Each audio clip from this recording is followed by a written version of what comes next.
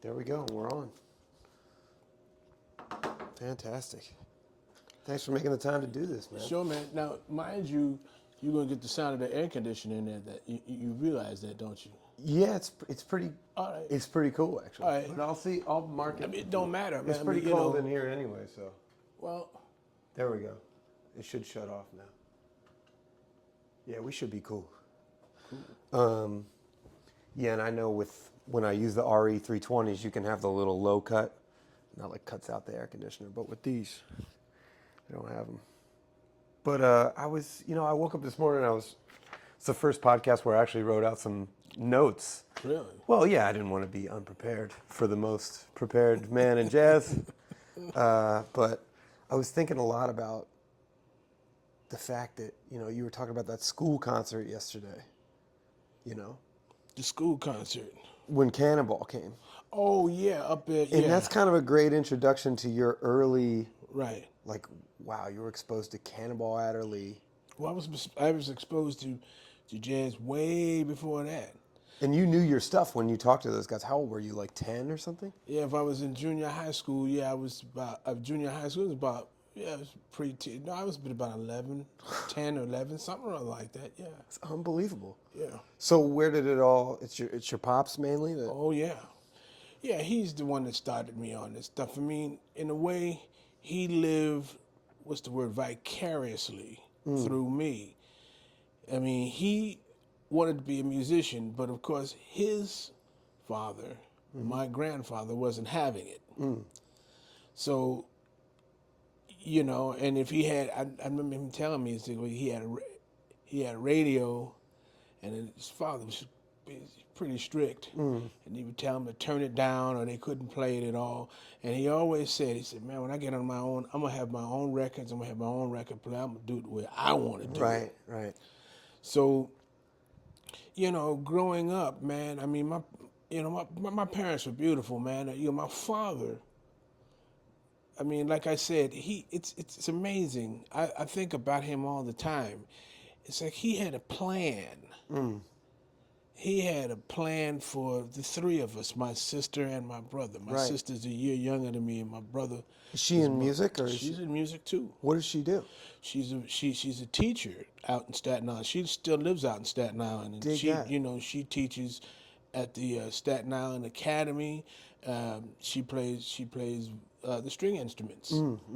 So she teaches kids out there. She also is one of the great things that she's doing, and her passion is to expose kids of minority to classical music. Beautiful. And just being able to play an instrument. Yeah. So she teaches violin, viola, Right. to underprivileged kids, as well as teaching at Staten Island Academy. That's beautiful.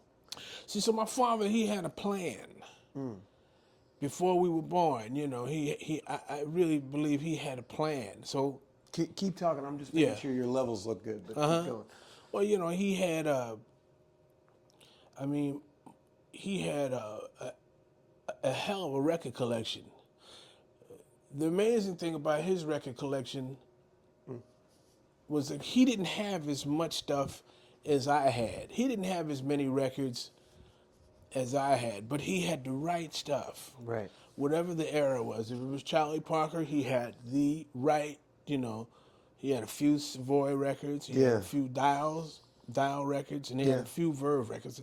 And all these artists, he had just the right stuff to get you going in terms of, That or stuff to get me going. That grabs you. Yeah. Yeah, right. Yeah. So, he was collecting records before I was born. And so after I was born, I mean, there are pictures of me as just as a baby, laying down by a turntable, and you can see the record is playing. I mean, and then see, so as I, when I got to be about, 4, 5, 6 years old, he didn't work on Saturdays and Sundays, and see, so he would wake up early, and I would wake up with him. and he would be listening to records, and I'd be right there with him. Wow. Listening to records. I mean, I was doing what he liked to do.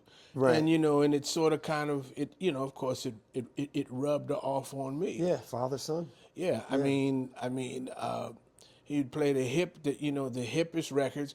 And during the week, when he would wake up early, man, I think that's where I got it from. Because you're an early guy. Yeah. Yeah. And he would wake up early to go to work, and I would wake up with him. And he would, as he was getting ready, he would set up a reel-to-reel tape, because he had a lot of the records on tape. Right, right. So he would put the tape, he would thread the tape, reel-to-reel, quarter-inch tape, and while he's getting ready to go to work, I would be sitting in his chair, listening to that tape. That's beautiful, man. And there are pictures that exist of me after a while, as he's going out to work, I'd just be Fall dead to the back world. asleep? Yeah. Yeah.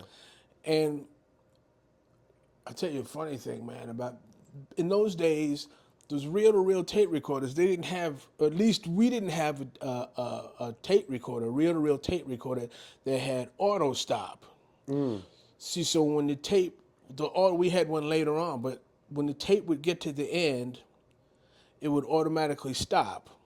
Back in those days, the tape would finish and the motor would keep going and the tape would be spinning around on the reel. But now we didn't have white tape leader, Yeah, yeah. And so what would happen is, now I'm asleep, he's already gone to work. Yeah. And that tape on that reel will keep spinning. It would just turn around and turn around. And the bits of tape, as it would hit like the lever to turn it off, the tape would break. Some of the tape would split off because it, and so of course, the more I'm losing music like that. If you let it go for long enough, the whole record's gone probably. Yeah, well, at least the track anyway. I mean, because it was a 7-inch reel. Right, right, right. See, so every time that tape would break, that's a little 7 bit of IPS, music. that's it, right? Yeah, we were running 7. Like a tape machine, yeah. That's right. 15 7. Yeah, no, we couldn't afford 15, man, because you tape this. And then 30 was like the 80s, 3 right? and 3/4. Yeah. I used to put, and 1 and 7/8. Wow. Which is the real slow speed with the worst fidelity. When was that? Well, when I got a little bit older, my father bought another reel-to-reel, and it had the 3 speeds. It had 1 and 7/8 inches IPS inches per second. Yeah, yeah. 3 and 3/4, which was in the middle, and 7.5.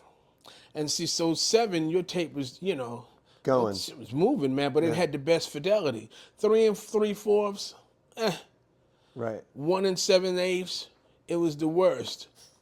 But you got more music on. So then but you would lose the high end. Yeah. But anyway, so this tape would, it was, so each time that if the tape would break, it didn't have any white tape leader on it to protect the tape. Yeah. I'm losing music. So that record, Ahmad Jamal, there's a record by Ahmad Jamal where he does, the first track on the record is Cheek to Cheek. Is Ahmad Jamal at the Spotlight. Yeah. Spotlight, yeah. I think the record was just called Ahmad Jamal. Is that with the white cover? No, this was like with a black cover, and it had a little picture of him in the middle. Oh, yeah. That Spotlight was in Washington, D.C. Mm-hmm. So the first track was Cheek to Cheek.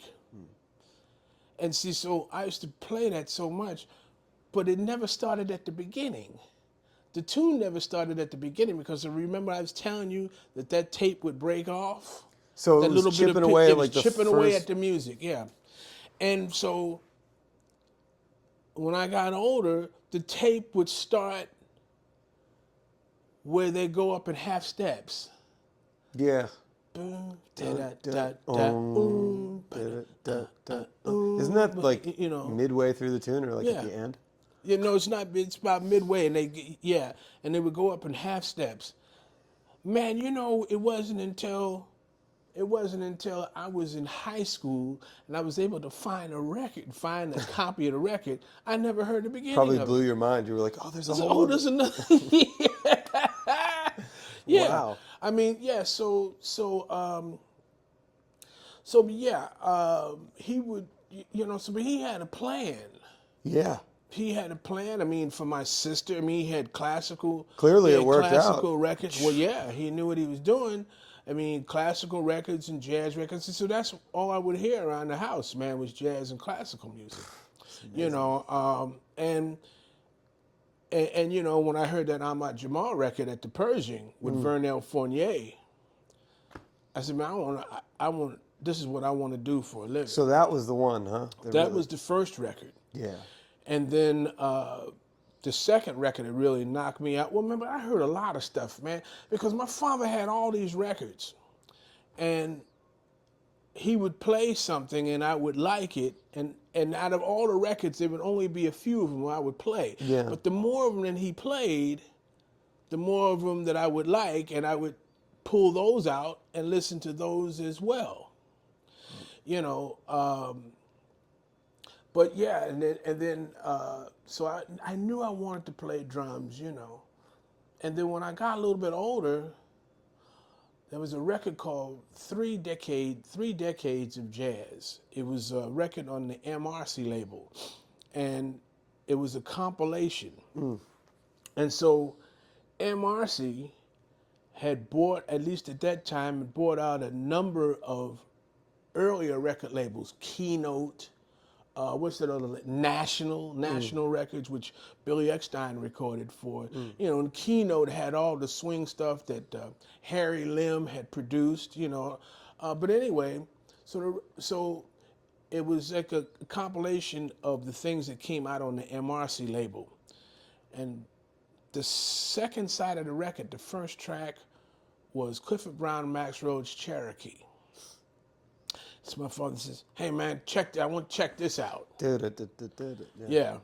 Wow. And then and so when I heard Max Roach, man, that soul and the way he had his drums tuned. Yeah. Better let that, I said, man, Wow. And so now it was just about that time, just right. How old are you that, at this point, by the way? Oh man, I don't know. I must have been about 9. That's amazing. I must have been to hear that stuff before you're 10 years old. Oh yeah, that's incredible. yeah. I mean, I heard it all my life. Yeah. Listen, man, my punishment if I didn't do good in school, my punishment was he would take the drums and I couldn't play any records. He would say, it's equivalent to what happens now with a kid. They take away his cell phone. Yeah, or iPad or whatever. But yeah, in those days, for most kids, you couldn't go outside. If you were punished, you couldn't go outside. You were grounded, or you couldn't watch TV. For me, that stuff, I didn't care about any of that stuff. But I didn't do good in school. My father said, "Okay, boy, you turn that record player on. It's me and you," which means, me and you means, well, it's like an African American term. It's black slang term. Me and you could mean a couple of things. It's just like person, you with a buddy and you make plans to go someplace. So then your buddy says, "So look, man, we're good for tomorrow, right?" Yeah, man, yeah, it's me and you, meaning, yeah, we're solid, we're good. Straight, I'll see you tomorrow, me and you. Yeah. Or me and you could also mean that, like in my father's case, it could also mean you're going to get your ass busted. It's me and you. You turn that record player on and it's me and you, meaning if you turn that record player on, I'm going to bust your ass. Damn, I never heard that before, actually. Me and you, yeah. You don't hear that expression too much anymore, man. I mean, but either side. But so... That was the punishment. That was my punishment. And so getting back to this, getting back to the Clifford Brown Max Roach record, my father had... Well, he was checking me out to see how serious I was about wanting to play the drums. Your pops is checking you out. Yeah, he wanted to see before he spent all that money. Right, of course. So the first thing, somehow or another, he had bought me a set of Remco drums. Remco was a toy company. I don't know if they're still around. REMCO. There's a toy company. I remember you talking about this in the car in Arizona. Yeah. Remco, yeah. Remco. And it was like a toy set of drums, but they were actually a little bit better than, the heads on those drums were a little bit better than the play drum sets that were around at that time. You know what they look like? They look like the Remo PTS drums, with the pre-tuned drums. I've never seen those. Yeah, LaDon used to have a set, man. Really? Yeah. He used to have it at his houses because we come up there to rehearse. And the pre-tuned Remos were pretty good, man. I mean, they were, they weren't bad. But that's what these Remco drums reminded me of. But, they were basically toys. They had the bass drum.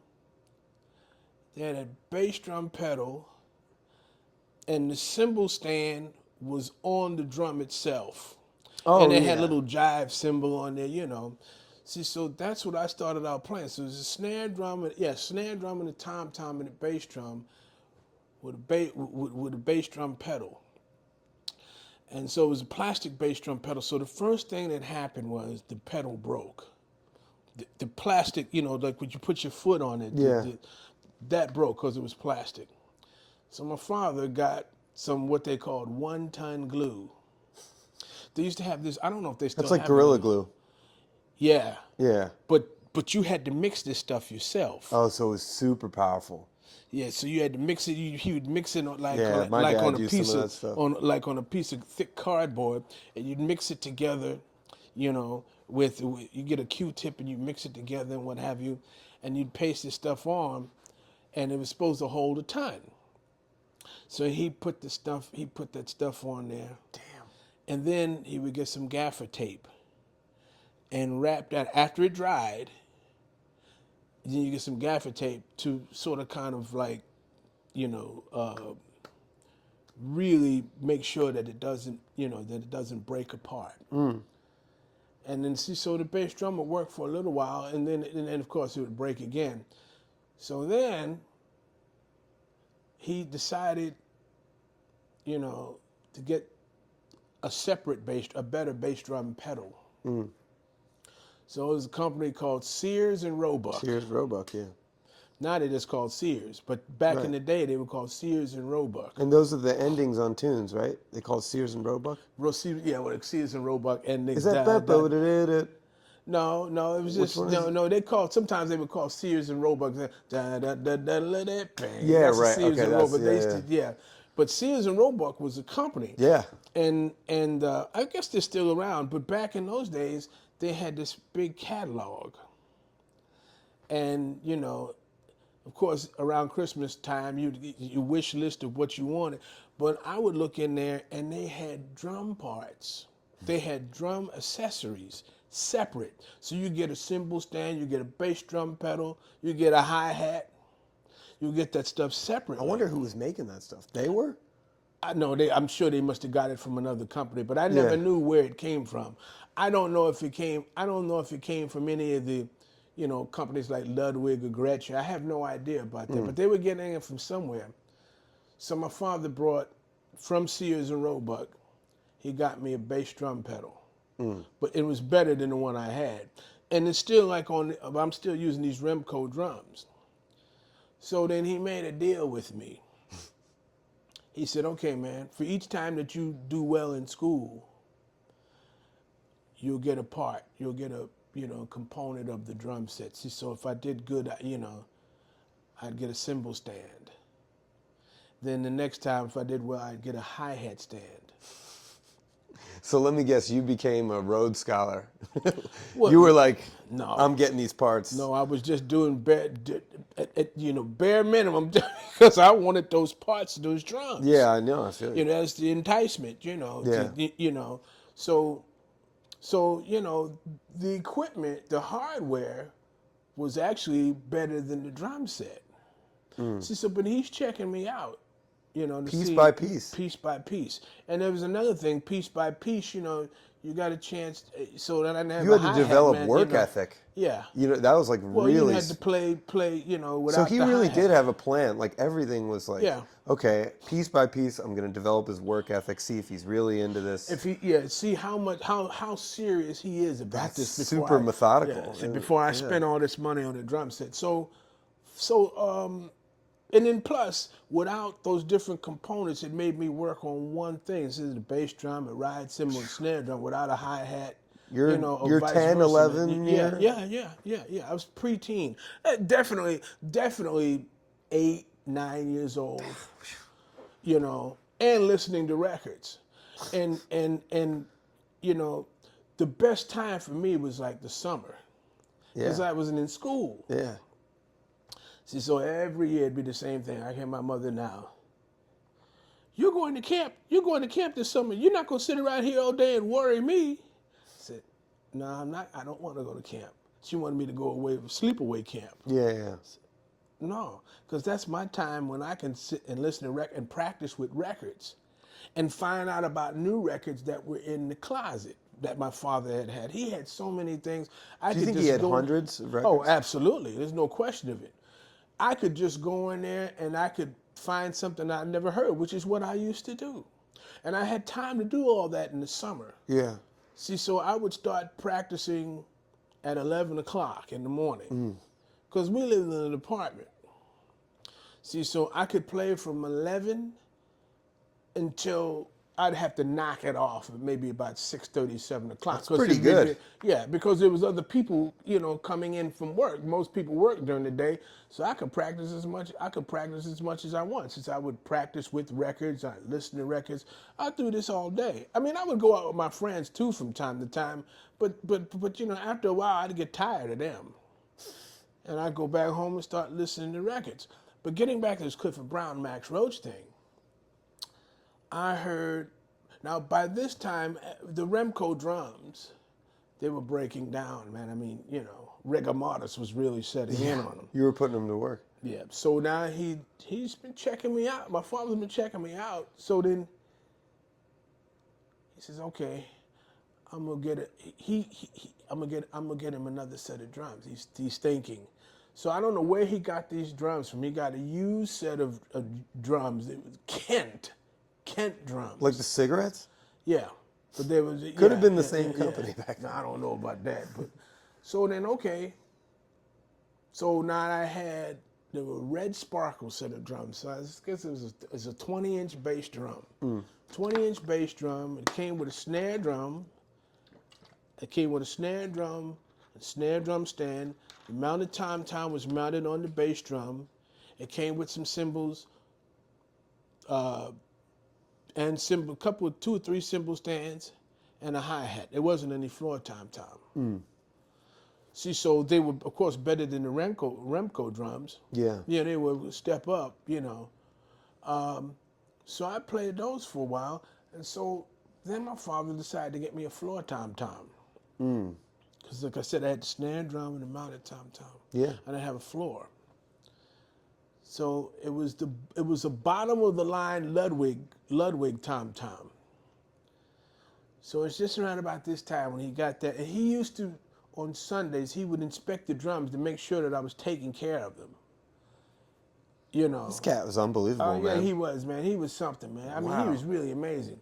And so he loved music, it sounds like. Oh, man, that was a passion. But you said he was a mathematician. He wanted to be a mathematician. He wanted to be a mathematician. But he worked at IBM, International Business Machines. He's a computer operator. In the early days of computers.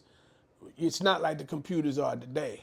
Man, this is a perfect storm for one of the greatest drummers in history. Oh, I don't know. He's like genius father who oversees. Well, I don't know about him being a genius, but this cat was super smart, man. Well, yeah.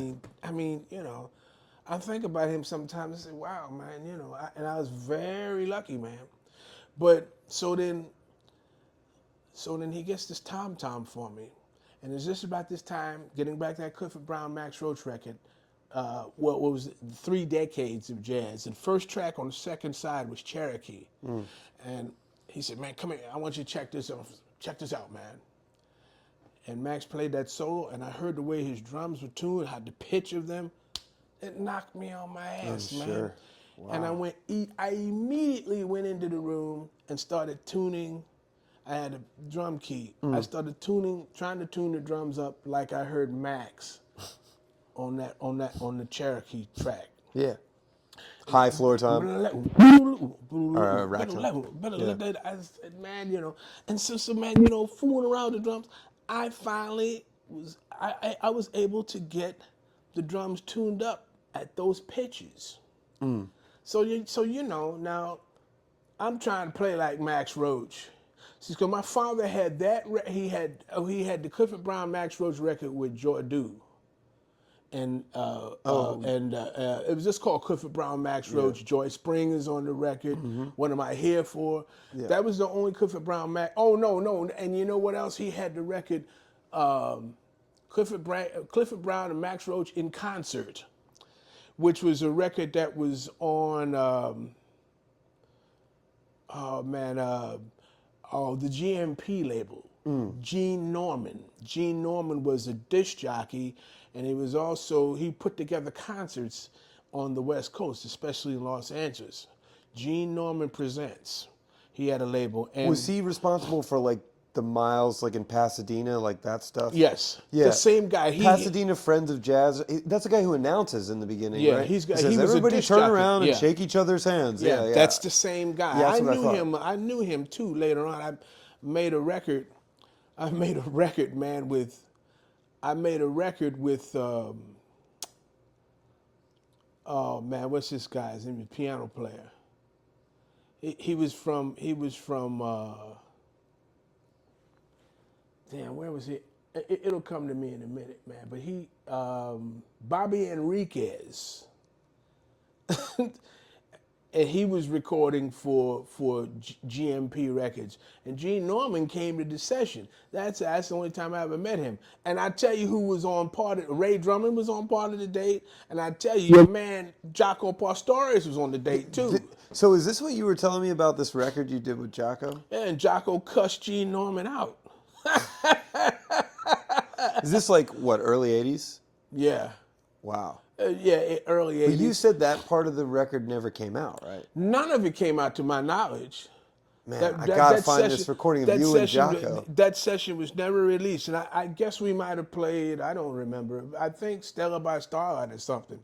With Jaco? Yeah. And Gene Norman was a very nice man. He's a very nice guy, man. And the take was too long, and all Gene Norman said was, with that booming voice of his, Jaco, that was a great solo.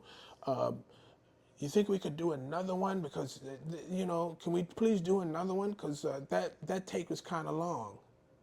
Man, Jaco went off on this cat, man. Really? He cussed him out. Damn. Gene was like in the control room. Yeah. And like, he was just like, he's like pinned to the and Jaco called him everything but a child of God, man. I'm telling you. Who was this cat, Bobby Enrique? I'm not Bobby Enrique, he's gone now. He was a pianist. He was from I believe he was from Manila. He's from the Philippines. And he played in New York City. He was around in New York. He used to work with The Thriller in Manila. Wasn't that the fight? Oh, that's something else. But he used to work with the alto saxophone player. They had the Alto Madness. Richie Cole? Richie Cole. They used to work together a lot.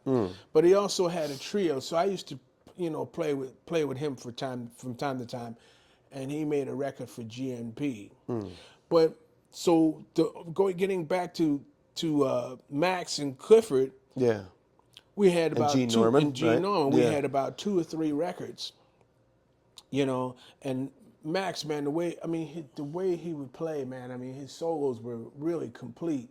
Max is the one that changed it around for everybody in terms of the language of the drums and solos, and he was so musical. And the way he tuned those drums, well, like I said, I started fooling around, and I was able to tune the drums up. So I was trying to play like Max, what I'd heard on those records. Right. So I don't know, man, maybe after about a week, I looked at the floor tom-tom, which my father had just got me, and I looked, and the shell of the drum was caving in. I could see from the top of the head that the shell Literally, was, the shell was bending. Yeah. Because you were tuning them high, I guess. too high, and that drum wasn't that drum. I mean, it was bottom of the line. It wasn't. This is still the Remco kit, right? No. I tell you, my father had gotten me the set of Kent red the drums. Kent, right. But it didn't have a floor tom-tom. So he bought me a separate floor tom-tom to go with the red sparkle drums. But it was a Ludwig, but it was bottom of the line. This tom-tom. See, so I'm up there fooling around, tuning, you know. And I got to pitch that high as Max's record, but that shell wasn't having that. And, you know, and so all of a sudden the shell was starting to cave in. And I saw that. I said, oh, shit, man. Your dad's going to be... He's going to flip, man. So I said, well, let me loosen it up. And that made it worse. Then you could really see it. Oh, man. So then, okay, here comes Sunday, inspection day. It's you and me. Yeah. Well, I thought that's what was going to happen, but he saw that floor tom-tom, and he says, man, what happened to this floor tom-tom? So I decided to tell him the truth as to what happened. I told him that. He fell out laughing, man. He couldn't stop laughing, man. He must laugh about 10, 15 minutes. But then you know what? For just before Christmas, he bought me a real set of drums, a good set of drums. What were they? Set. Ludwig Jazzettes. 18-inch bass drum, you know, regular, you know, set that like the Cats would play on the records. You must have been I was so knocked pumped. out, man. And then, I mean, you know, and cymbals. Then he made, and see, the chemicals with the cymbals, man, you know. I wanted some Zildjian cymbals. Zildjian, then as now, is the thing. Yeah. I didn't have Zildjian cymbals. So, but he's still checking me out, though, see? You know, so Even then. Yeah, he's checking me out. He's like, not the cymbals yet. Yeah. Well, no, I mean, his whole thing was this, man. It wasn't the money, it was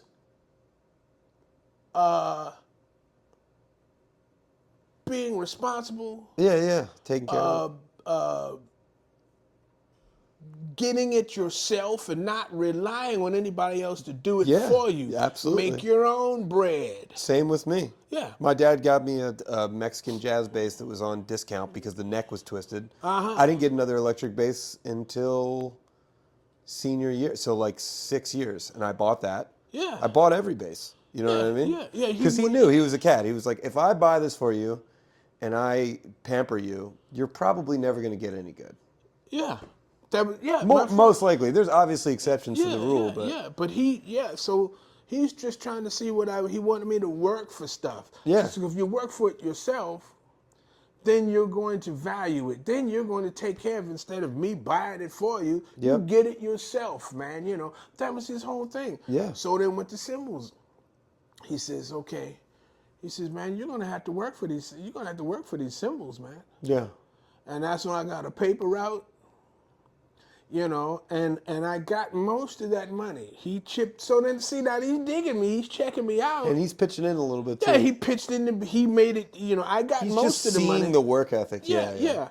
And that's how I got. And you know what? The crash ride that I use to this day, and those two hi-hat cymbals, the hi-hat new beat cymbals of the late 60s, those are the same ones, man. Those are the same ones. You've been using the same ones your whole career? Yeah. Obviously, you take different stuff on the road sometimes, right? Because you want to be a little safe. But the crash ride and the hi-hats, I've used those of my whole career. That's incredible. But that goes to show they were quality too. Yeah. You got something young. Well, Zildjian, I mean, and I got. Well, you know, I wasn't as experienced as to what I would hear, but my father took me. There used to be this instrument store on Chambers Street, right by City Hall downtown. Really? Yeah, it was a place called Silver and Orrin's. Man, I mean, this is a long time ago. I mean, It's we're like talking early about 70s? Late 60s, maybe? Late 60s. They were around in the 60s, going into the 70s. And I remember going there when I had enough money. My That father neighborhood, chipped not in. to interrupt you, but that neighborhood back then was kind of like not that much going on, right? No, I mean there was businesses and everything, a lot of discount places and everything. Okay. Because they talk about the Half Note, which is only like, a 10-minute walk north from there or something. But that's a little bit, yeah. But they that's said a it was little like bit further dock up, workers, man, and there wasn't anything really much going yeah, on. but that's a little bit further up. Yeah, and towards the Chambersburg. water too. Yeah. But so when I had them out, I had the money. He chipped in last. He says, "Okay, let's go up to Silver and Holland." He says, "Okay, you pick out." All the way from Staten Island. Yeah. So you pick out what you pick out what you want, And I did the best I could for being that age, and I guess I did pretty good because I still like those. Those cymbals still sound good, man. You picked. How old were you? Oh man, like I said, I must have been about 9, 10. You're picking out symbols that you're still using today. Yeah, I still have. Yeah, that's over 50 years ago. I know. That's incredible. So but man, I was just lucky, man. I mean, and I had the sources, I mean, he didn't have as many records as I have nowadays, but he had the right stuff. And see, so I would listen to all these different drummers. And another thing that really helped me was my father went down to, my family's from Washington, D.C., and your father's family? My father's family and my mother's family. Wow. They both live. They're still down in D.C. Yeah. And so, or Maryland, So not far from here. Yeah. Right, not far from right. And so my father went down to D.C. He didn't take us. I don't know. It's been some family stuff happening. He went down there to straighten out some stuff on his own. He went down there, and about a day or two later, he came back. And he had this record in his arm, and he says, "Hey man, your uncle Harold told me to give this to you." Take the record out. It's a record called "The Soul of Jazz Percussion." It was a record on the Riverside label. And this record was really unique. I mean, what Riverside Records, Orrin Keepnews, and Bill Grauer owned the label.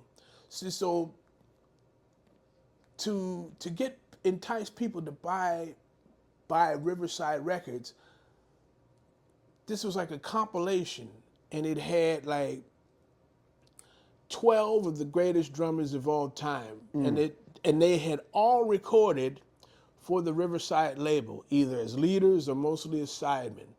Billy Higgins, Arthur Taylor, Charlie Persip, Max, Philly Joe Jones, Kenny Clark, A.T., Elvin. There's a couple others. The only guy that really wasn't on there that was major, Art Blakey, that was another one.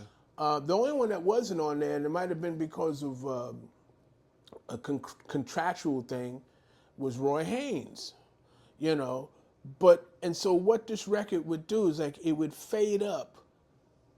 Oh, Lou Hayes is on the record too. And so the record would fade into either the drum exchanges or solos. Drum solos. Yeah. So it would fade in. Like, for example, the first track, or second side of the record was Sonny Rollins' Freedom Suite. Yeah. See, so it faded in right as Oscar Pettiford's solo ends. And like it faded in, you can hear Max, and then Sonny Rollins coming, ba-dee-da-do-dee-dee-da, and Max said,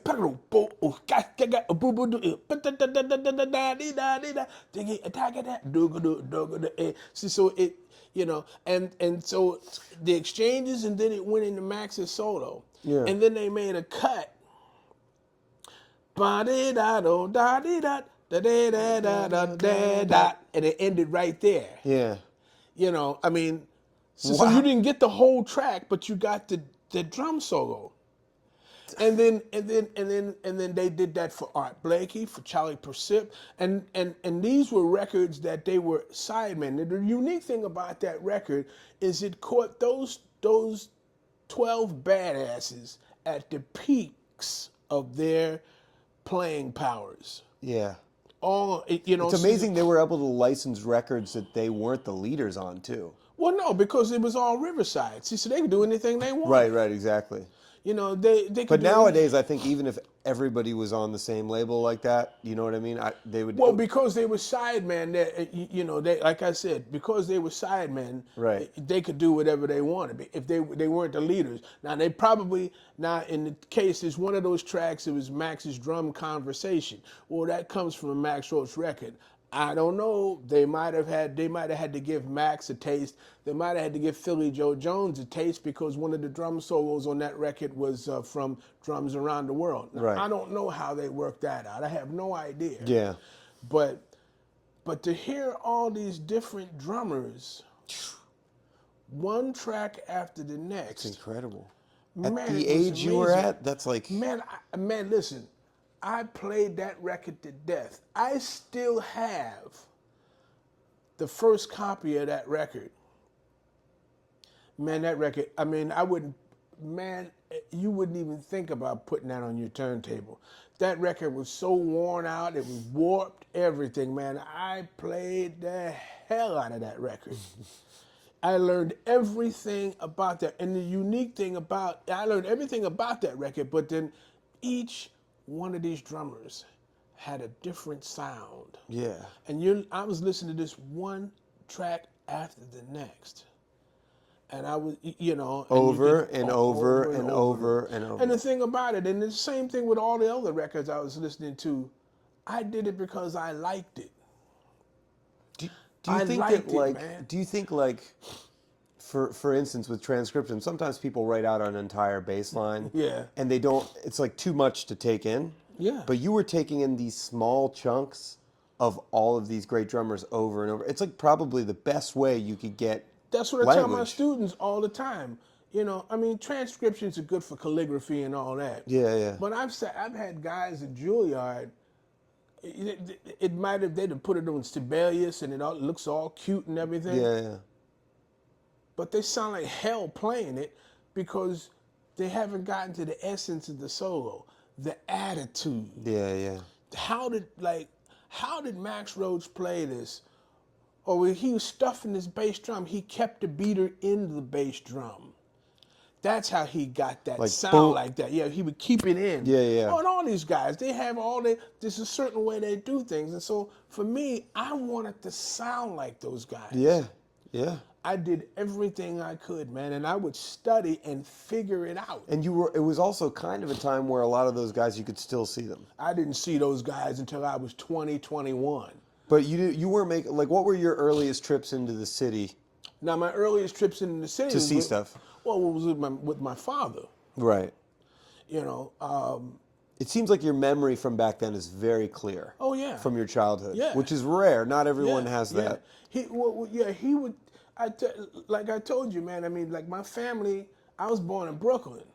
Everybody thinks I'm born in Staten Island. I was not born in Staten Island. I was born in Brooklyn. Yeah, they're like, K-Wash is one of the only jazz musicians from Staten Island. Yeah, maybe, but I was born in Brooklyn. And then from Brooklyn, my family moved to the Bronx, where my sister was born. And then from the Bronx, because Brooklyn and the Bronx where we lived was so bad, my mother did not want us to go to school, in some of these schools that, where we lived. And so she sort of kind of pressured my father into finding some place that was better for us to live, that had better schools. Yeah. Because folks were crazy. And that's how he found out about Staten Island.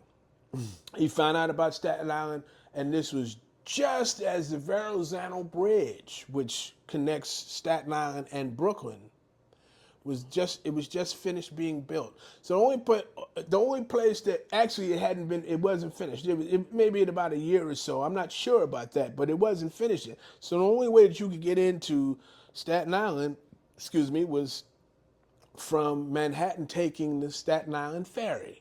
Yeah. And you could come in from Jersey via the Goethals Bridge. But that's later, though, isn't it? No, the Goethals Bridge was around. It was already there? Yeah, it was already there. That's the only way you get into Staten Island. So Oh, so Staten that's what Island. Vincent was talking about yesterday. You drive all the way around. Like if you went over the GW, you'd make a circle, like a half circle, to get back into Staten Island. But I don't even think they had that then. That he was saying I'd never heard that before. Yeah. You know, that'd be No, but I interesting think to he was check saying out. take the Goethals. Like No, he was talking about from the George Washington Bridge.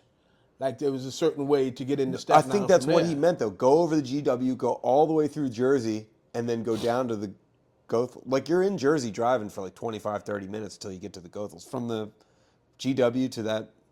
Yeah. Either way, it's a huge pain in the ass. Yeah. To get anywhere. So, So your dad kind of like found out about Staten Island. I don't know how he found out, man, but he was pressured. He did not want to move to Staten Island. He did not want to move there. Yeah. But my mother put pressure on him, and when we moved out to Staten Island. So he didn't mind the like rough neighborhoods as much. Well, I don't think he thought about it as much. He knew it was bad, but then he wanted to show us, different sides of life, you know. But my mother was a little bit different, man. She, she wasn't having anything like that, man. And so Staten Island was quite suburban-like. Right. Without leaving greater New York. But then Staten Island was also a drag, man. I mean, it's the forgotten borough. A few years ago, man, I remember looking at TV and there was some cat, I don't know if it was the mayor or somebody, and they was talking about, what is the word, succeed. They wanted to separate themselves from the other four boroughs, Staten Island? Yeah, to be independent. I remember seeing that on the news. I said, okay, Brexit. Plenty, bye-bye. I don't really care about Staten Island. Ain't nothing happening out there. Yeah. Culturally, it's always been backward.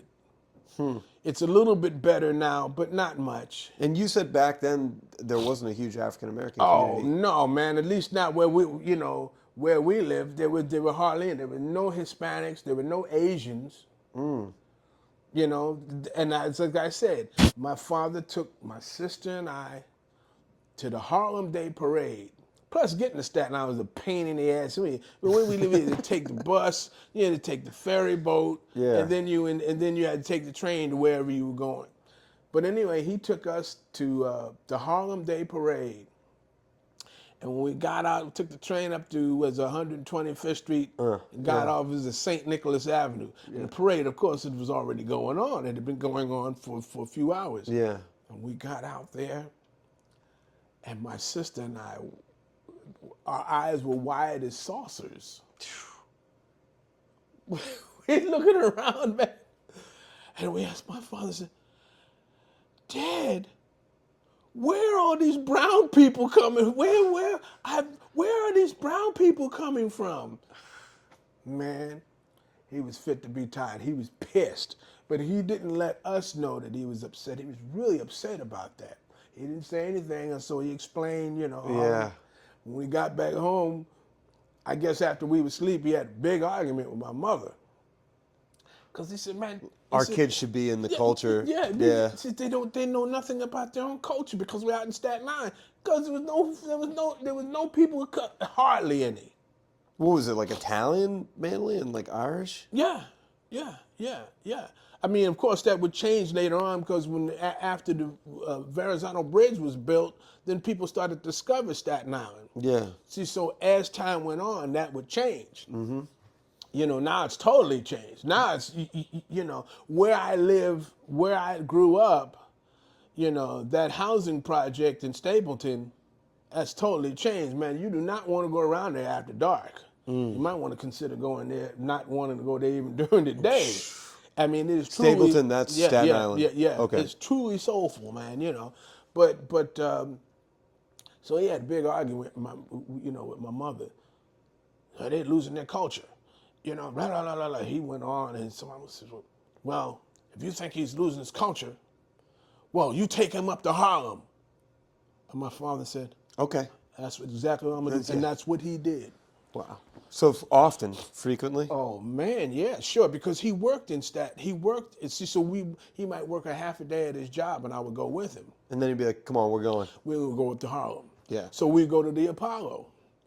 I mean, we would go to the Apollo, man. I mean, I saw Count Basie, I saw Duke Ellington, you know. Or and he had all these hip friends that lived up there, you know. So I was up in Harlem on the weekends, especially during the summer. Yeah. Go to the Lone Star Barbershop, get my hair cut, you know. What's that story about the barbershop guys coming in selling records? Is that true? Yeah, that's true. Wilbur Let's Ware and see. Philly Joe? Was that it? Somebody told. I heard this secondhand. It was, so what actually happened? Well, I mean, they, you know, in a black barbershop at that time, in a black barbershop, you could damn near get anything. There were people selling things. So they would come in, Yeah. you know, and they would show whatever the merchandise. And the stuff was good. See, they weren't punking anybody out of stuff.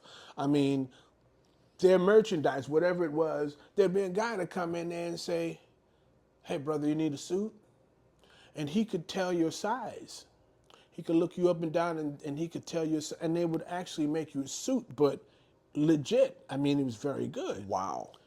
Yeah, I mean, you know, or whatever it was they were selling. Because they got you there in the chair. They're like, hey, you want to look good. Or you're waiting, Yeah. you know, to get your hair cut. Right. And these people were legit because they didn't sell anything to punk people, because then that means they would lose business. So that means they couldn't come into that shop anymore. Yeah, they'd be like, get out of here, man. So it was, and so there was a back room that I was never allowed in. I was too young. And like this door would open up. Yeah. And I can see there's all kinds of stuff happening. There's all kinds of stuff happening. You know, there was a lot of things going on while the door was open. I could see that, and the door would close back up. So then there would be these two guys. So then, you know, people would come in and they would say what they said. So there was these two guys that would come in. So, 2 for $5, 2 for $5. And see, so my father would say, and so my father would look at me. I'm sitting next to him in the chair. We're waiting to get our hair cut. And he would say, don't move. And he would look at the barber who was going to cut his hair. My father would look at the barber, and the barber would say, like, I got your spot. I'm holding your spot. I'm holding your spot, and I'm watching him, watching me. Beautiful. And he would go in the back. Community. So the door would open up. And I could see all this, you know, all these things happening. The door would close. My father would come out there maybe about 5-10 minutes later. He'd have a bag full of records. He did a lot of 2 for $5s. Yeah, and they were all Riverside records. Yeah. That's how I found out about Cannibal Adderley, the San Francisco Workshop. That's how I found out about West Montgomery, Milt Jackson, Bags Meets West. Milt Jackson Invitation with Connie Kay and Ron Carter and Tommy Flanagan and KD. Yep. I found out a lot about those records. And so, all right, I didn't give it any thought, you know. And sometimes my father would get his hair cut on his own. Maybe he would go like on a different time when I wasn't there. He would do, maybe he would go up, you know, to the barbershop after work. Yeah. And then we catch these 2 for $5 guys. So then the next morning, or he might go someplace else, maybe to a club. I wasn't with him, too young to go to a club anyway. He would go to check out jazz live. Sure. Yeah. Sure. And then, so then the next morning, he would wake me up early. So he would wake me up and say, hey man, come on, let's go out. I got some new records. Let's go check them out. Wow. It'd be 6 o'clock, 6:30 in the beautiful, morning, man, you know. And we would sit around, and this is before stereo, we had mono, one channel, one speaker. And we would sit around there because we didn't want to wake everybody else up. And he'd have these records. Where would you guys listen to it? Like in the living room. In the living room, yeah. Yeah, that's where the stereo was. And so we would listen, you know, check them out. And of course, when they woke up, we would turn that thing up, man. We done blast it, man. We crank it, man. Yeah. You know. And so these were Riverside records. So I didn't really give it any thought as to who the 2 for $5 guys were. So fast forward, man, about, I don't know, maybe 6-7 years later, Jazzmobiles. Jazzmobile is something else that's very important to me, man. That's how I was able to see live jazz. Mm-hmm. Because they weren't letting kids in the clubs. Yeah. At that time. Right. It's much easier, even with a parent to get. Even with a parent, you couldn't go. Some of those clubs wouldn't let you in. Yeah. And plus, not only that, it was too late for a kid to be out. And then plus, we lived in Staten Island, and plus those clubs, my parents couldn't really afford, all that stuff. And it was around liquor and all that kind of stuff. And my mother wasn't really into that in the first place. But my source for live jazz were the Jazzmobiles in the summertime. So my father would call me from his job. And this is like my first independence, being on my own. How old are you at this point? Well, about that same age, 9, 10. Yeah. 11 years. Yeah, I was a preteen. Yeah, about 8, 9, 10 years old. Wow. So in the summertime, he would call me up. He'd be at work. Hey, man, such and such is going to be on the Jazzmobile. Want to go check him out? I said, yeah. He said, okay, meet me at my job at 4:30. Okay, so he put my mother on the phone. And so this is my first independence of like traveling taking on the my bus own. or something? Taking the bus, I'd Yeah. take the ferry terminal, and I could walk to his job because he just worked just past, what there used to be the store called J&R Music World. Yeah, I never went right there, but there, I heard yeah, about right that. by City Hall. Yeah. So he always worked somewhere around in there, or near to Wall Street. And so he was like right off the ferry.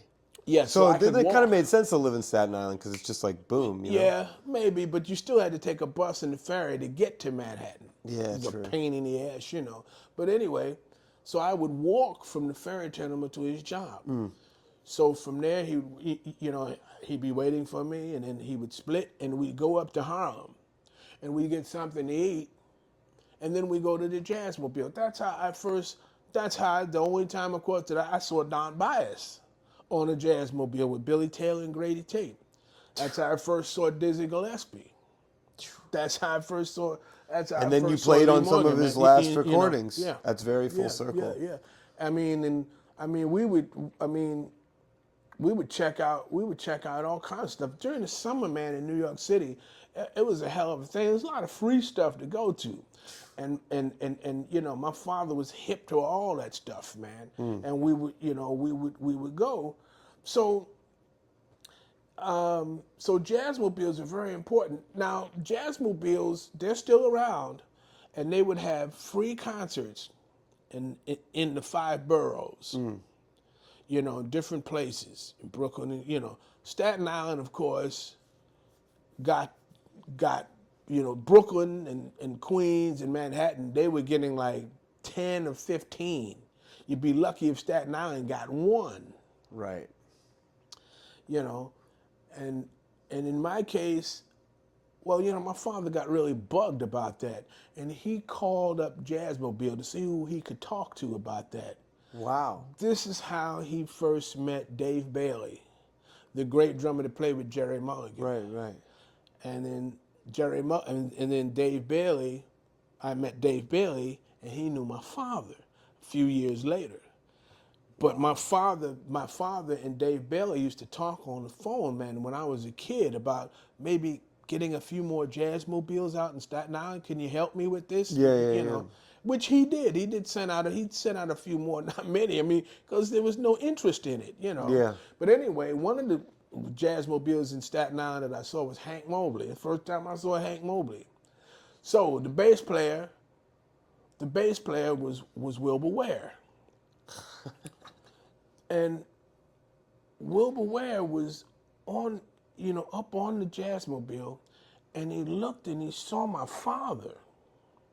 And he got off the Jazzmobile and he came up to my father. Hey, baby, how you doing? They hugged and they were talking. I said, well, man, I didn't. So. You didn't put it together? I didn't put it together, man. This is the cat from the barbershop. Yeah. Selling his own records that he's on? Yeah, because they worked for some extra money. They worked up at Riverside. They were driving a truck, right? No, they were down there just putting the cellophane on the records. Oh, right. And they were working there for some extra money. You know, So this is right up there where Lincoln Center is now. That's where Riverside Records, and from what I understand, they used to have their own building. It was self-contained. Really? And so they would pack the records downstairs, and so the interesting thing about that was, all right, I didn't give it any thought. Man, fast forward, man, 15 years, maybe longer than that. Now, by this time, I'm a pro. I'm working, and one of the people I played with, I had the great fortune playing with was Johnny Griffin. Yeah, yeah. And Griff was friends with Orrin Keepnews. Now, Griff made records for the Riverside label, and as I said earlier, Orrin owned the company. Yeah. So Orrin, by that time, Orrin was living in San Francisco or the Berkeley area. Yeah. But he would come to New York because by this time, years later, he's doing reissues for RCA Bluebird. And it just so happened that he would be in town when we were playing at the Vanguard. So he'd come down and hang out with Johnny Griffin. Beautiful. You know. So the first time I met Orrin, well, Griff introduced me to him.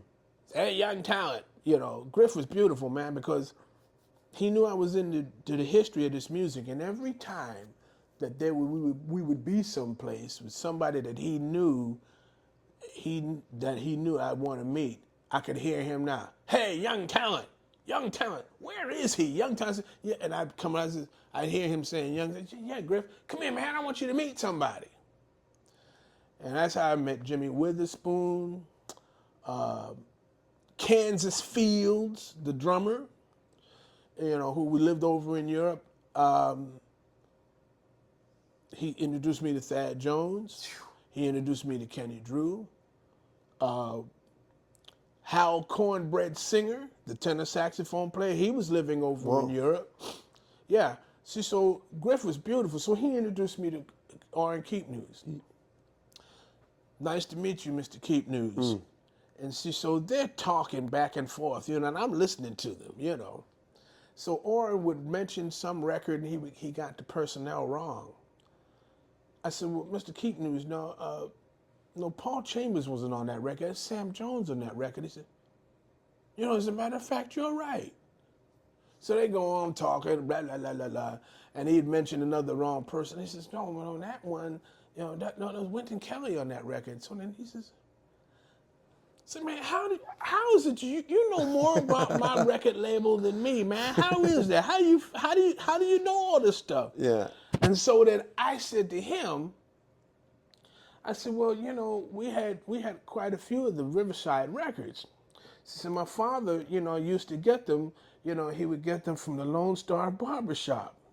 And he'd turn around and he'd look, he says, you know what, man, I guess some good comes out of everything. I said, well, what do you mean? He said, those guys that were selling your father the records, Philly Joe Jones and Wilbur Ware.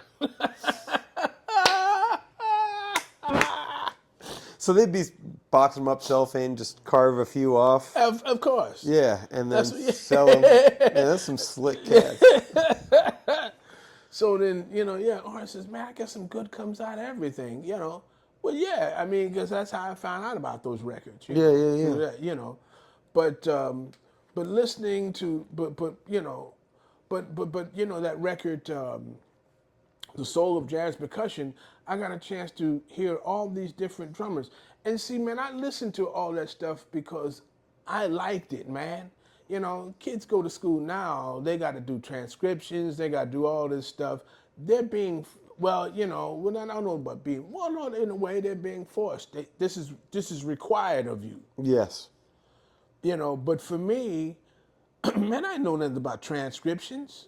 I never transcribed a solo in my life. But you could read. I could, what, it took me a long time to do that too. Really?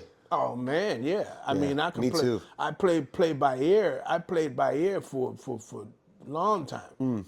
You know, and it wasn't until I got into high school that guys like Justin DiCiocio, who was a great teacher, who really was jumping on my ass. But before him, the great drummer Rudy Collins, who played with Dizzy Gillespie, he was on my ass about that. He said, man, you know, now from what he told me, he says, He said, man, you could play back then, but that's not enough. He said, that's not enough, man. You got to learn how to read. He said, Buddy Rich can get away with that, but you can't. You're gonna learn. If it's the last thing I do, I'm gonna teach you how to read. Yeah, and he was right.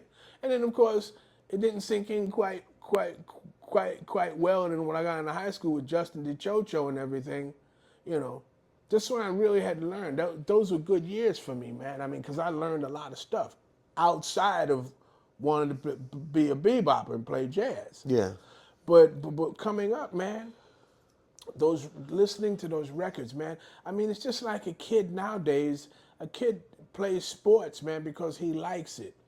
I mean, like a kid nowadays, he listens to a rap record and he can recite all the stuff. Of course, in my opinion, it has no redeemable value. But he does that because he likes it. It's the same thing for me. Yeah. I didn't know what I was doing, but I liked it. Yeah. See, so I would sit there and copy off the records. Yeah. I wanted to play like these guys. And it got to the point I could sing not just the drum solo, I could sing the horn solos and everything. Yeah, I've seen you do it. See, so then that helped me with knowing forms of tunes, knowing tunes. It's just as important for the drummers to learn tunes as it is for everybody. Learn arrangements and know how things work.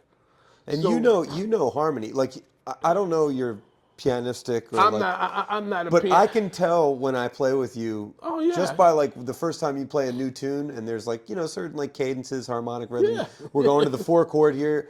You're you extremely quick, and it sounds like you base your decisions off that too. Absolutely. Yeah. There's no question about it, man. Yeah. I mean, but I'm not a pianist, but you know.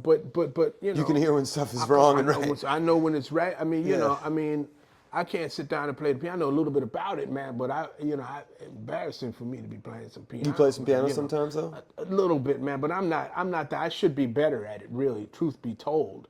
But the hearing all that stuff, man. I mean, that's See, so I never transcribed the new solos. But see, I sat there and listened to that. I listened to those records over and over and over again, man. I wanted the sound. See, that's the whole thing. What people don't understand, and young musicians, that sound. That sound, man. I mean, all those guys, man, all those drummers, man, that high bar of quality, the way the instruments sounded. Like on that record, that record of all the Soul of Jazz Percussion, is Elvin, Tootie Heath was another one. Elvin, Tootie, Philly Joe. Man, you got every flavor on that record. Their drums, every one of they all had different touches. They all had a different sound. Yeah. All great. Yep. All different. Yeah. Every one of them sounded different. But the quality was there, the clarity. You could see how studied they were. You can see that they did their homework. Man, I heard that. I said, man, I want to know how to do that. Yeah. How do you do that? When I heard Vernell Fournier on that Playing Brushes, on that Ahmad Jamal record, but not for me, I said, man, how do you do that? I want to know how do you do that? And I would sit there and figure it out.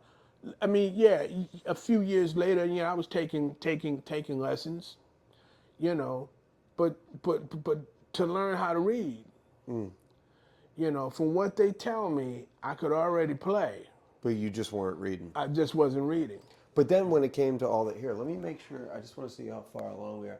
Here, to be safe, we're going to break this into 2 parts. Okay. Okay.